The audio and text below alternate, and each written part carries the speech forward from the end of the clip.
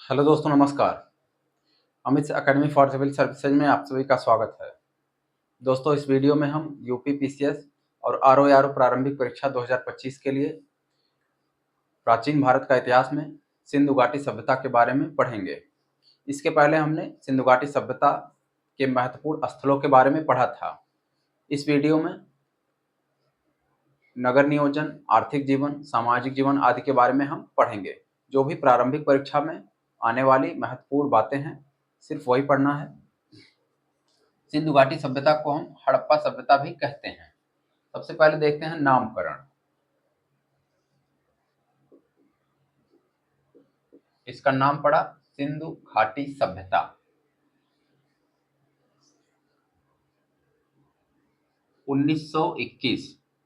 सन 1921 ईस्वी में राय बहादुर दयाराम साहनी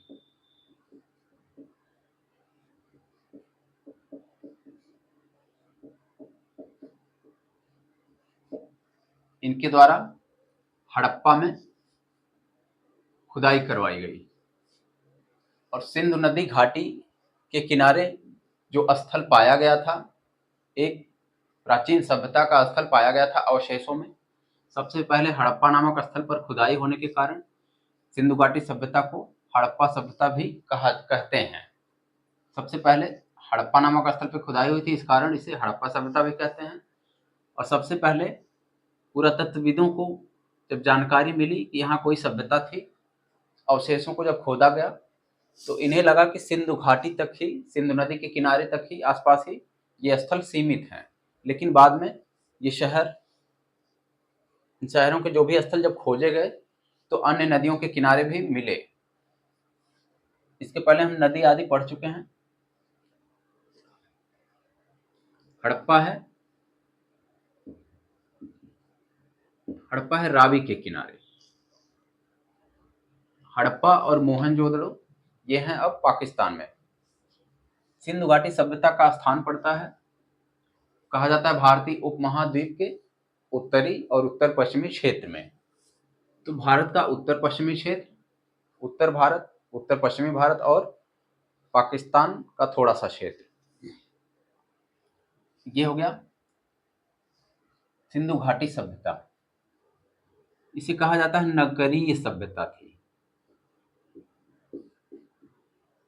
सिंधु घाटी सभ्यता के पहले हमने पढ़ा था पाषाण काल। तो वहां मनुष्य के बारे में जब हमने पढ़ा तो वहां पता चला कि वो आदिम जीवन व्यतीत करते थे। शिकार खेलना आदि उनका कार्य था, घुमंतु जीवन। यहाँ सभ्यता लगा हुआ शब्द में। तो सबसे पहले माना जाता है कि भारत में सबसे पहले मनुष्यों का जब उन्होंने सभ्य जीवन जीना शुरू किया तो सबसे प्राचीन सभ्यता ये मिली है अब तक की, सबसे प्राचीन शहरी सभ्यता। क्योंकि शहरी जीवन की, आधुनिक शहरी जीवन की तरह वो भी विकसित थे। एक विकसित सभ्यता थी, इसे कहा जाता है नगरीय सभ्यता। इतिहासविदों ने इसे कहा है, इतिहासकारों ने, आरंभिक नगर। सिंधु घाटी सभ्यता एक नगरीय सभ्यता है और इनके नगरों को कहा गया है आरंभिक नगर। नामकरण हुआ इनका हड़प्पा के नाम पर और सिंधु नदी के नाम पर, सिंधु घाटी सभ्यता और हड़प्पा सभ्यता। अब आते हैं इसका काल, इसका समय क्या है। इसको लेकर के काफी विवाद रहा है। माना जाता है कि रेडियो कार्बन विधि के तहत 2500 ईसा पूर्व से लेकर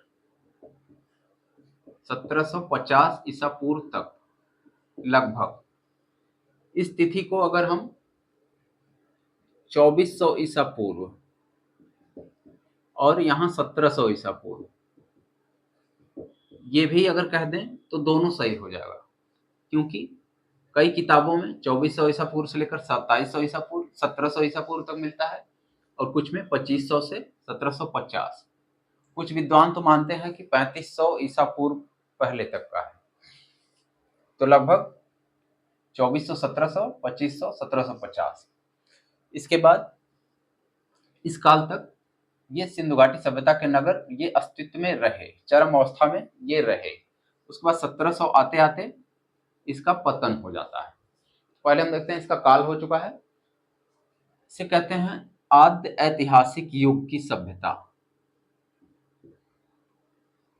आद्य ऐतिहासिक काल, क्योंकि आद्य ऐतिहासिक उसे कहा जाता है जिसका इतिहास, लिखित इतिहास पता हो, लिखित रूप में हो, किंतु उसे पढ़ा ना गया हो।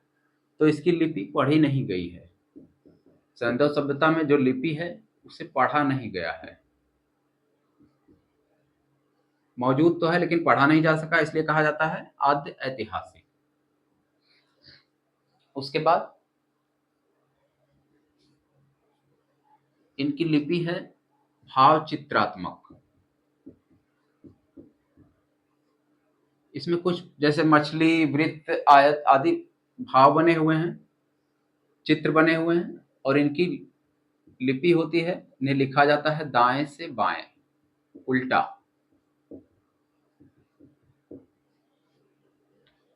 भाव चित्रात्मक लिपि को कहा जाता है पिक्टोग्राफी।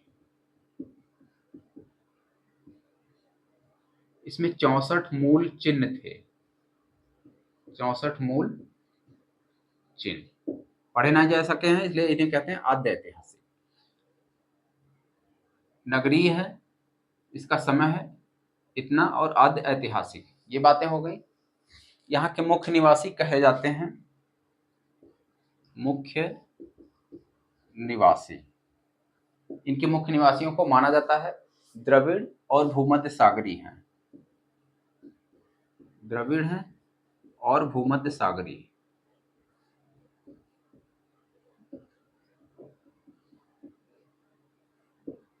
ये हो गए। अब उसके बाद सिंधु घाटी सभ्यता, इसका जो क्षेत्र है, इसकी आकृति कैसी है? आकृति त्रिभुजाकार, और क्षेत्रफल है 13 लाख वर्ग किलोमीटर। इतने बड़े क्षेत्र में क्षेत्रफल था 13 लाख वर्ग किलोमीटर। इतने बड़े क्षेत्र में ये फैला था। अब आते हैं इसका विस्तार, देखते हैं कितना है।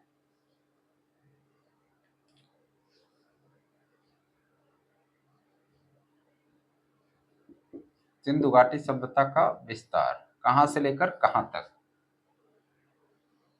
उत्तर, दक्षिण, पूरब, पश्चिम। इधर पूरब है, पूरब में आलमगीरपुर,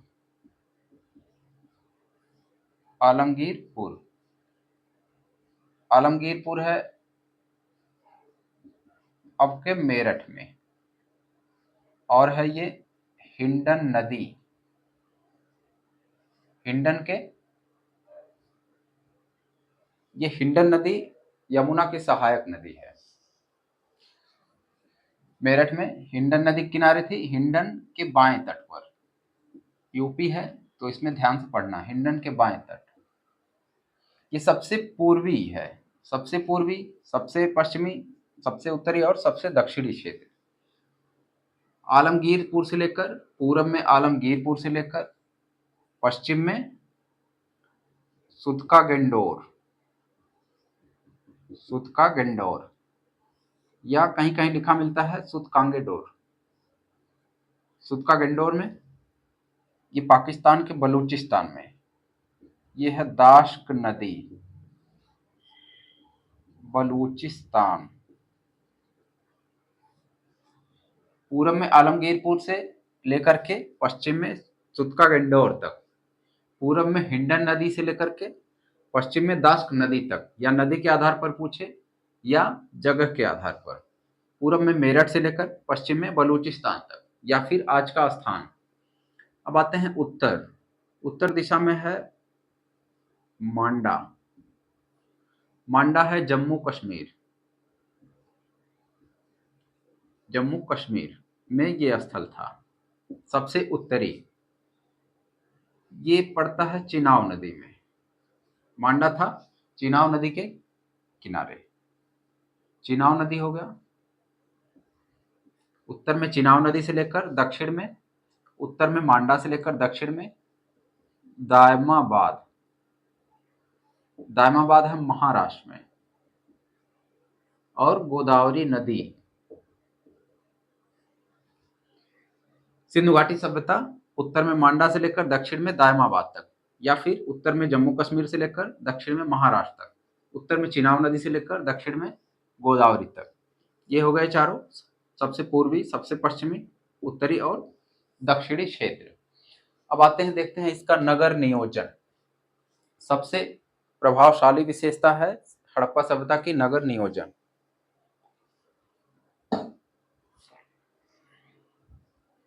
क्यों इसे शहरी सभ्यता कहा गया?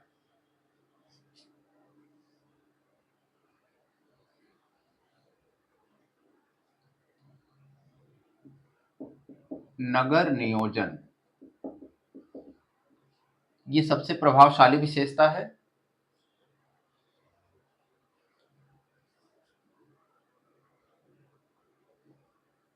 एक तो इनकी सड़कें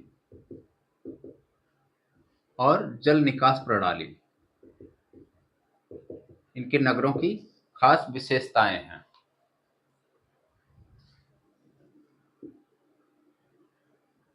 इनके नगरों में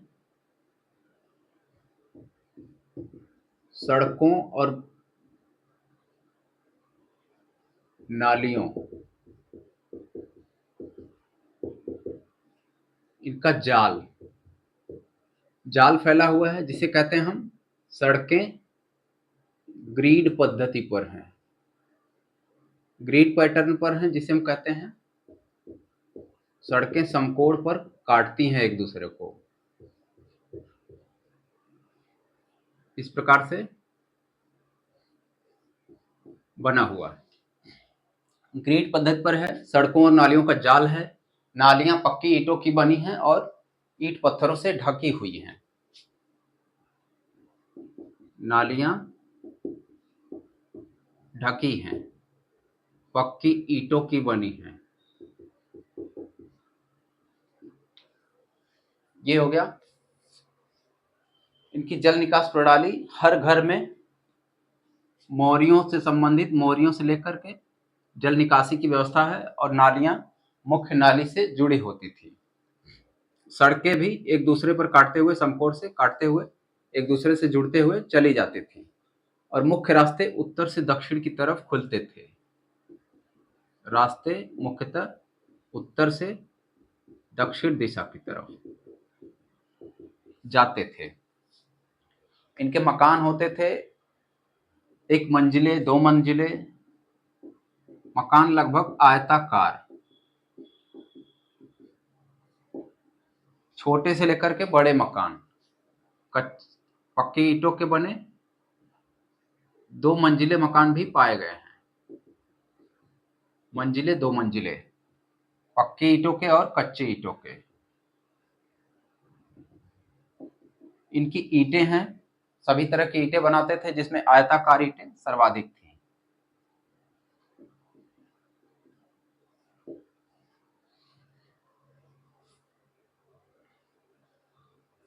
लोथल, इनके नगरों में 2 तरफ के टीले पाए गए थे, पूरब और पश्चिम दिशा की तरफ। पूर्वी को पूरब और पश्चिम, पूर्व को नगर कहते थे और पश्चिम को दुर्ग। दुर्ग वाला हिस्सा ये चारों ओर रक्षा प्राचीर से घिरा होता था, यानी बाउंड्री बनी रहती थी, किलेबंदी। और पूरब वाला हिस्सा ये ऐसे ही रहता था बिना बाउंड्री के, नगर और दुर्ग। लेकिन लोथल एक ऐसा स्थल है, लोथल और सुरकोटदा, यहाँ पर पूरब और पश्चिमी दोनों टीले रक्षा प्राचीर से घिरे थे, तो इसे हम कहेंगे लोथल और सुरकोटदा। ये दोनों घिरे थे, ये दोनों अपवाद हैं, बाकी सभी में पश्चिमी दुर्ग घिरा रहता था। दुर्ग वाला टीला, मकान इनके आयताकार होते थे, छोटे होते थे, लगभग छोटे होते थे 4-5 कमरों के मकान, और सभी मकानों में पानी की व्यवस्था, नालियों की व्यवस्था, स्नान घर, रसोई घर, ये सब रहता था। घरों की नालियां मुख्य से जुड़ी होती थी। ईंटें सभी प्रकार की बनाते थे। कालीबंगा और रंगपुर में कच्ची ईंटें मिली हैं। कालीबंगा और रंगपुर, यहां से कच्ची ईंटें मिली।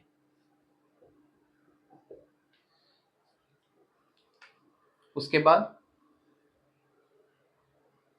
इनका भवन 3 प्रकार का होता था।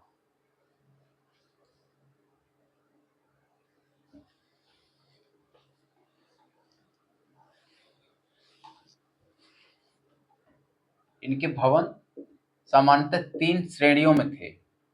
एक तो आवासीय भवन,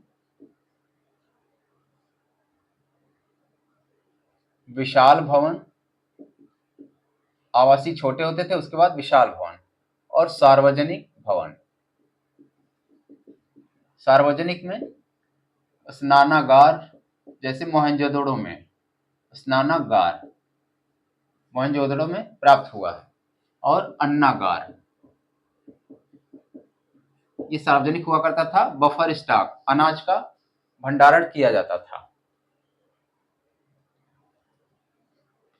सामान्यतः इनके छोटे घर होते थे, 4-5 कमरों के, रसोई और स्नान घर आदि होता था।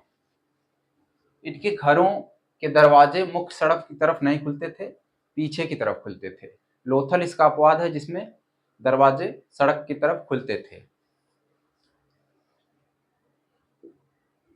घरों के दरवाजे मुख्य सड़क की तरफ नहीं खुल करके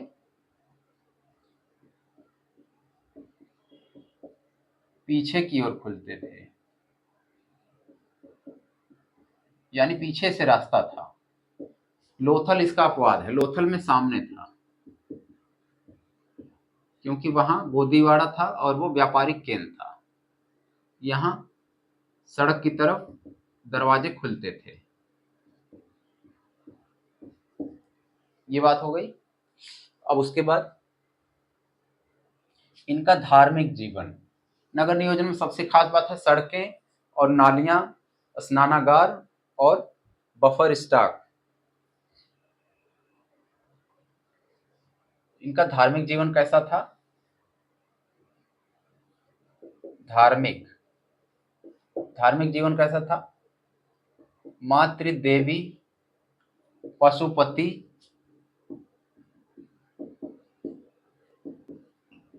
वृक्षों और आदि की पूजा करते थे। ये सबसे खास बात है, पूजा इसकी मातृदेवी की ये करते थे। पशुपति, वृक्षों और शिवलिंगों की पूजा भी होती थी। इनमें एक कुबड़ वाला बैल,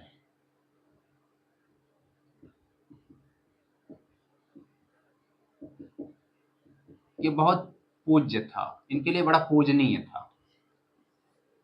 एक कुबड़ वाला बैल। इनका धार्मिक जीवन यथार्थवादी था।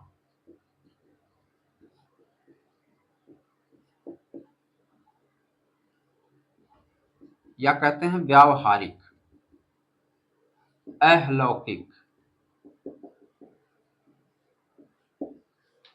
आईएएस परीक्षा में पूछा गया है, सिंधु घाटी सभ्यता में धार्मिक तत्व यद्यपि उपस्थित था लेकिन वर्चस्वशाली नहीं था, एक कथन के रूप में। तो ये बात सत्य है।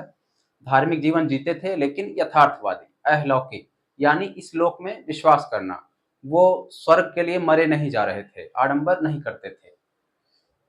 मातृदेवी, पशुपति आदि की पूजा व्यावहारिक हुआ करता था और अलौकिक। धार्मिक तत्व उपस्थित था लेकिन इतना वर्चस्वशाली नहीं था। ये बहुत ही व्यावहारिक और साइंटिफिक माने जाते थे, वैज्ञानिक दृष्टिकोण वाले। यहां से कहा जाता है हड़प्पा सैंधव सभ्यता से मूर्ति पूजा का आरंभ हुआ है, क्योंकि बड़ी संख्या में मिट्टी की मातृ मूर्तियां मिली। मूर्ति पूजा का आरंभ संभवतः माना जाता है।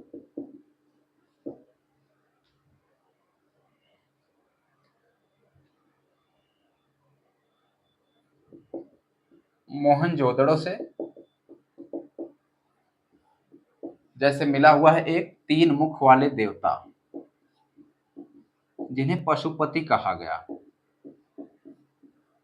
पशुपति, ये एक सींग वाला मुकुट पहन के बैठे हुए हैं। एक बैठा हुआ पुरुष है और उसके किनारे चारों ओर हाथी, गैंडा, बाघ, भैंसा और हिरण, इतने जानवर अंकित हैं, वहां की मोहरों में पाया गया है। हड़प्पा से स्त्री की मृण मूर्तियां, मतलब महिलाओं की मिट्टी की मूर्तियां, इन्हें कहते हैं मृण मूर्तियां, बहुत अधिक संख्या में मिली हैं।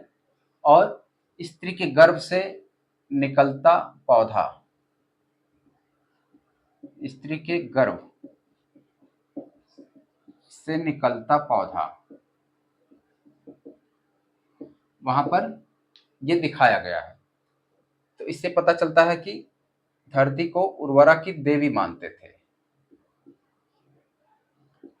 तो उर्वरा देवी की भी पूजा होती थी।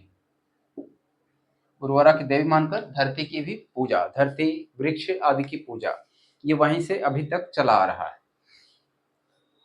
उसके बाद हड़प्पा में स्वास्तिक का भी निशान मिला है, जिससे सूर्योपासना का अंदाजा लगाया जा सकता है कि वो सूर्योपासना भी करते थे।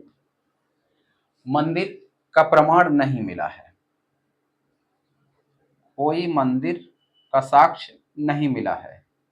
स्तूप मिला है, बाद में किसी ने स्तूप बनवाया था तो स्तूप मिला है, लेकिन मंदिर का कोई प्रमाण नहीं मिला है। जब भी मंदिर आए हड़प्पा सभ्यता में तो मानना है कि मंदिर नहीं था। उसके बाद इनका समाज, समाज कहा जाता है मातृसत्तात्मक। बड़ी संख्या में स्त्री की मिट्टी की मूर्तियां महिलाओं की पाई गई हैं, कहा जाता है मातृसत्तात्मक। समाज में वर्ग थे,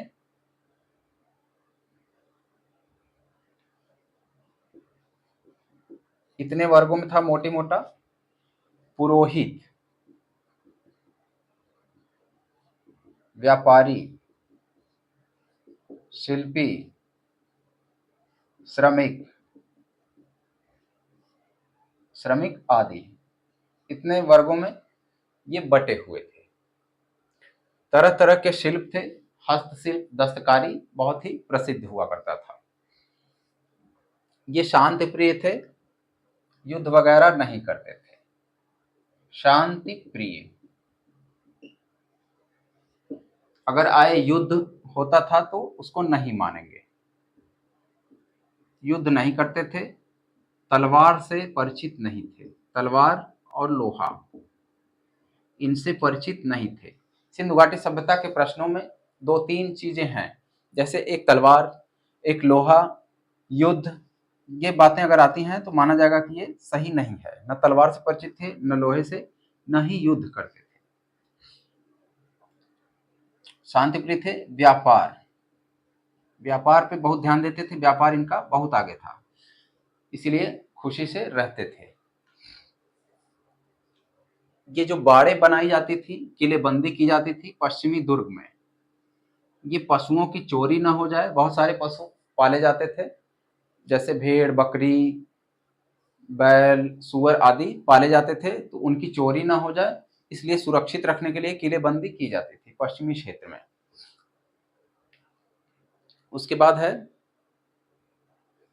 ये शाकाहारी और मांसाहारी दोनों थे। सैंधव सभ्यता के लोग शाकाहारी और मांसाहारी दोनों थे। इनकी खाद्य वस्तुएं थी गेहूं, जौ, चावल, सरसों, राई, खरबूज, तरबूज, ये सभी कुछ उगाते थे। चावल का साक्ष्य मिला है लोथल से।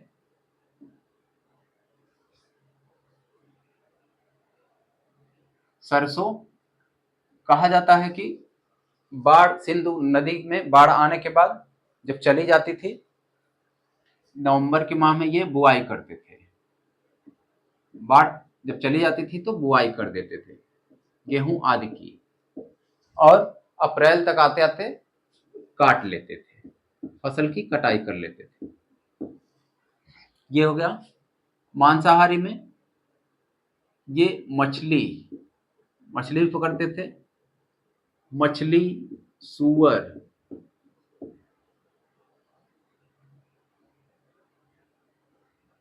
और भी जानवर खाते थे, घड़ियाल, कछुआ आदि बड़े चाव से खाते थे, शाकाहारी और मांसाहारी दोनों। पशुपालन करते थे,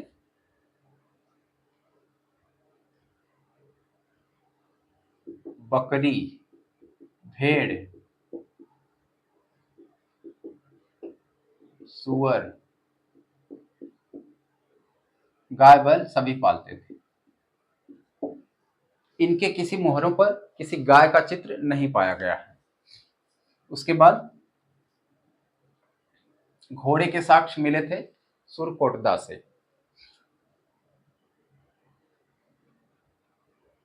पशुपालन करते थे मनोरंजन के लिए, ये पासा खेलना, पासे खेलना, पशुओं को लड़वाना, पशुओं की लड़ाई, शिकार आदि करते थे, और उत्सव और मनोरंजन, उत्सव मनाते थे और नृत्य भी करते थे। मोहनजोदारो मूवी में कभी देखा होगा कि वहां जो स्नान घर रहता है, बड़ा सा स्नानागार, उसके किनारे ये लोग नाचते हैं सींग लगा लगा के। उसके बाद शवों की अंत्येष्टि में क्या करते थे? अंत्येष्टि कहा जाता है कि तीनों विधियां प्रचलित थी। 3 विधियां, जैसे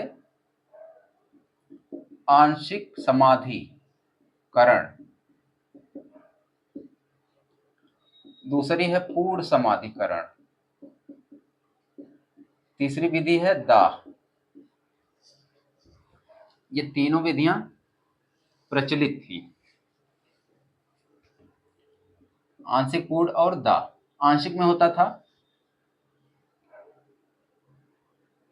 कि शव को फेंक दिया जाता था, पशु पक्षियों के खा लेने के बाद जो बचता था उसको दफना देना। पूर्ण समाधि, पूरे शव को दफना देना, और दाह में जला देना। ये तीनों प्रचलित था।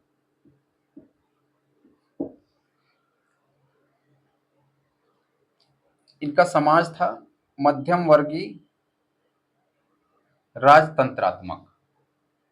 इन्हें कहते हैं मध्यम वर्गीय राजतंत्रात्मक, इनका समाज था, ऐसा माना जाता है। और शासन वणिक वर्ग के हाथ में था। शासन वणिक, वणिक यानी बनिया, यानी व्यापारिक वर्ग। व्यापार बहुत उन्नत अवस्था में था, तो व्यापारिक वर्ग के हाथ में संभवतः इनका शासन व्यवस्था थी। उसके बाद इनका आर्थिक जीवन,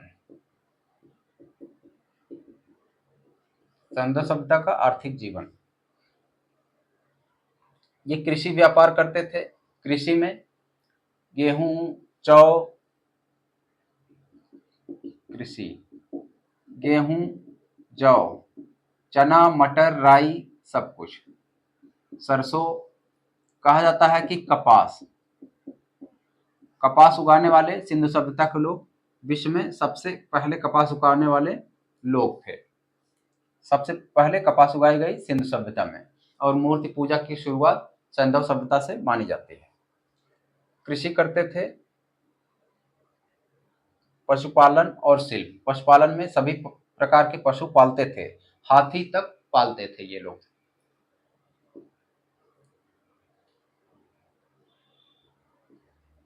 पशुपालन और तरह तरह के शिल्प थे,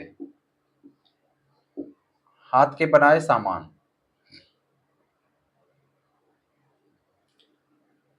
खेतों की जुताई करते थे लकड़ी के हल से, लोहे का ज्ञान नहीं था।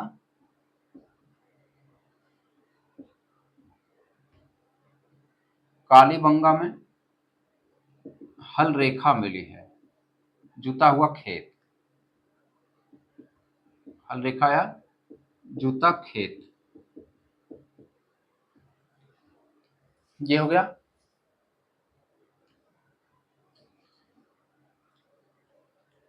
लकड़ी का हल।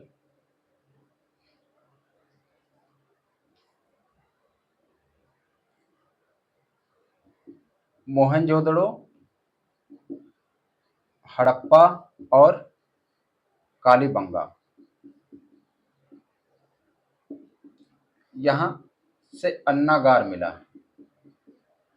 बफर स्टॉक, अनाज का बफर स्टॉक इन 3 स्थलों से।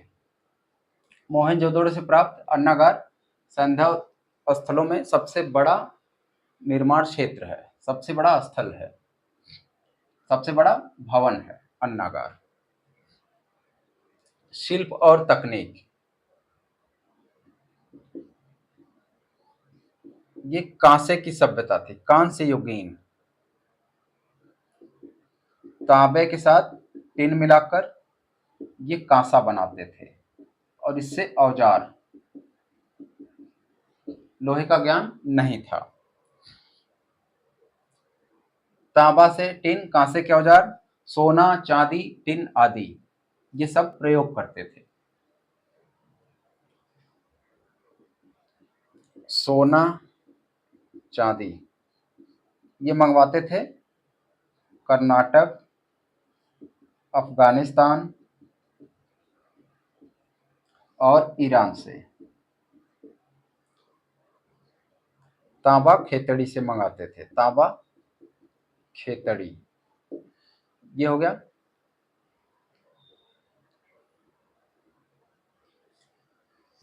ये सभी प्रकार के आभूषण पहनते थे, सोने, चांदी, मणि, रत्न, पत्थर, और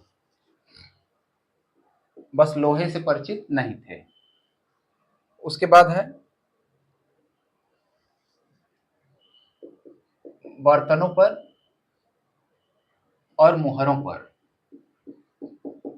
मिट्टी के बर्तनों पर आकृतियां बनी हैं, ज्यामितीय आकृति, वृक्ष, पशु, पक्षी आदि।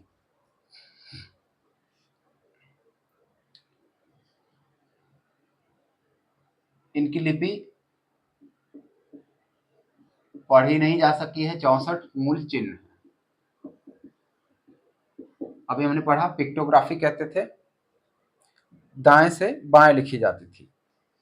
इनकी मुहरें सेलखड़ी, तांबा,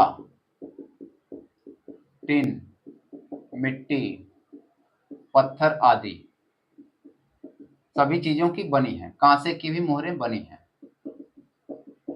लेकिन सबसे ज्यादा सेलखड़ी की है। मुहरों में वृत्ताकार, वर्गाकार और आयताकार, बेलनाकार सभी प्रकार के हैं, लेकिन आयताकार मुहरें सर्वाधिक हैं। मुहरें सर्वाधिक आयताकार और सबसे ज्यादा सेलखड़ी की मुहरें। मुहरों पर तरह तरह की आकृतियां मिली हुई हैं।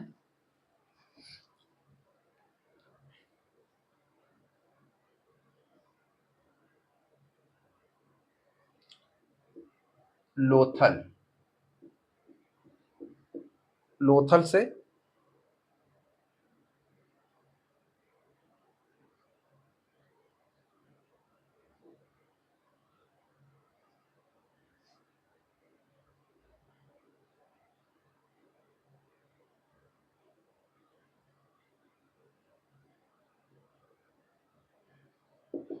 बाट माप 16 के अनुपात में था।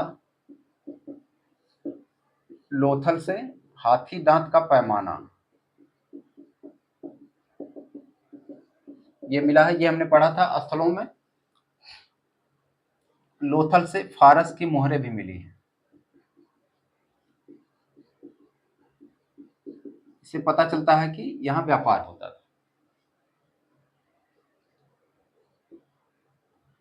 मिट्टी की मूर्तियां, तरह तरह की मूर्तियां मिली हैं और खिलौने।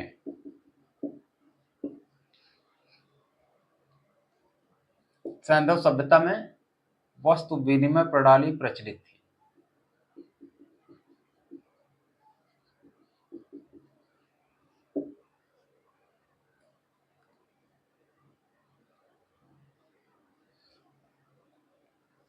इनके लिए सबसे ज्यादा इनकी मोहरों पर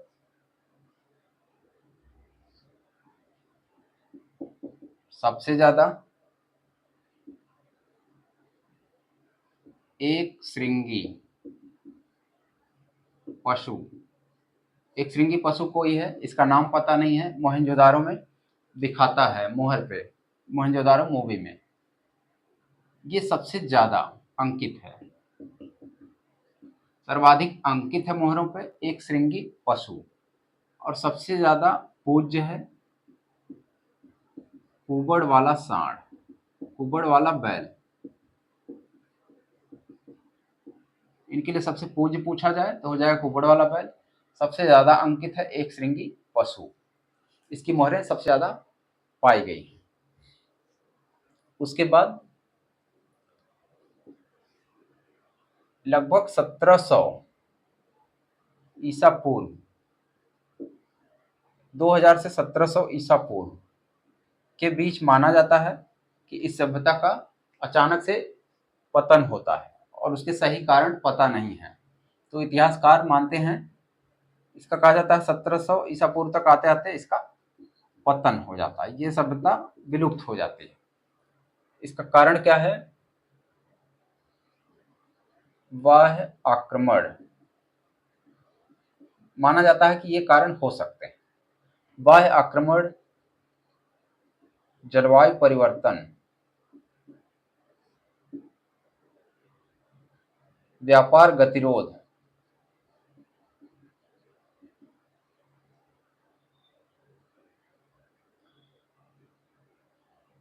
और सबसे बड़ा कारण माना जाता है बाढ़। बाढ़ मानते हैं मार्शल और मैके जैसे लोग, मार्शल मैके। ये हो गया। दोस्तों आपको वीडियो अच्छा लगा हो तो लाइक करें, और हमारे चैनल पर नए हैं और भी सब्सक्राइब नहीं किया है तो प्लीज सब्सक्राइब करें। धन्यवाद।